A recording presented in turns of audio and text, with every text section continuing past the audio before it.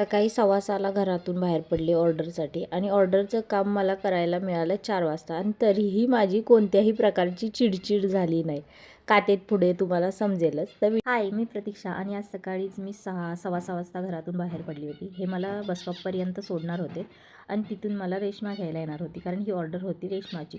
आणि रेश्मासोबत मी हेअरस्टाईलला किंवा सायडरचे मेकअप करायला ती मला देणार होती.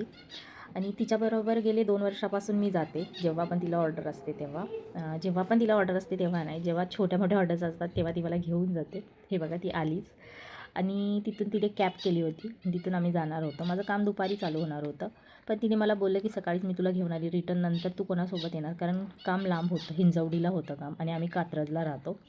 तर तिथे गेल्यानंतर माझी चिडचिड झाली नाही, कारण मला ह्या नवनवीन गोष्टी शिकायला भेटत होत्या. आणि एका आर्टिस्टसाठी कोणत्याही प्रकारचं ते आर्टिस्ट असू शकतं, साईडवर जाऊन वर्क करणं ही वेगळी गोष्ट असते आणि घरी आपण डेमो देणं ह्या वेगळ्या गोष्टी असतात. आणि म्हणून मला तिच्याबरोबर जायला आवडतं, कारण तिला खूप म्हणजे 10 वर्षाचा एक्सपिरियन्स आहे आणि तिच्यासोबत गेल्यावर आपल्याला बऱ्याच गोष्टी शिकायला मिळतात. तर इथे नवीन तिची एक फ्रेंड समजली जी तिच्यासोबत अजून काम करते आणि ती हेअरस्टायलिस्ट आहे. तर तिच्याकडून मी ही चोटी कशी बनवायची हे शिकली काल. आणि बऱ्याच गोष्टी शिकायला भेटतात साडी ड्रेपिंगमध्ये, ज्या आपल्या मिस्टेक होतात. जर आपण बिगिनर असेल तर आपल्याकडनं बऱ्याच मिस्टेक्स होतात, तर त्यांच्याकडून आपल्याला ह्या गोष्टी शिकायला भेटतात. आपण एखाद्याच्या मागे लागलो ना तरी कोणी साईडवर घेऊन नाही जात. पण रेश्माने खूप म्हणजे मी जेव्हा नवीन नवीन मेकअप आर्टिस्ट झाली तेव्हापासून ती मला साईडवर घेऊन जाते. तिच्याकडून मी भरपूर गोष्टी शिकले.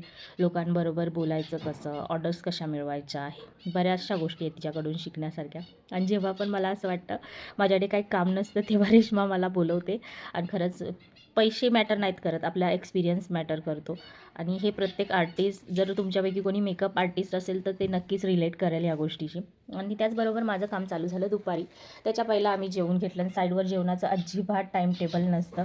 कधीही आपल्याला जेवायला मिळतं, टाईम मिळतं किंवा नाही मिळत. आणि त्याच्यानंतर ही बघा, ज्यांना नो मेकअप लूक हवा होता तर त्यांचा मी हा बेसिकचा मेकअप केला होता, त्यांना हवा तसा. त्याच्यानंतर आम्ही जेवलो. त्याचबरोबर अजून एका लेडीजचा मी मेकअप केला. दिवसभरात मी 2 मेकअप, 3 साडी ड्रेप आणि एक हेअरस्टाईल केली होती, ज्याचे व्हिडिओ काढायला अजिबात जमलं नाही. रात्रीचं जेवलो आम्ही तिथे आणि विधी लूकसाठी चेंज होता तो झालाच नाही, कारण खूप लेट झाला होता ऑलरेडी. आणि घरी पोचायला आम्हाला वाजल्या होत्या रात्रीच्या 11. तर सकाळी 6:30ला आम्ही घरातून बाहेर पडलेलो, 11 वाजता घरी पोचलो होतो. की बाय, भेटूया नेक्स्ट.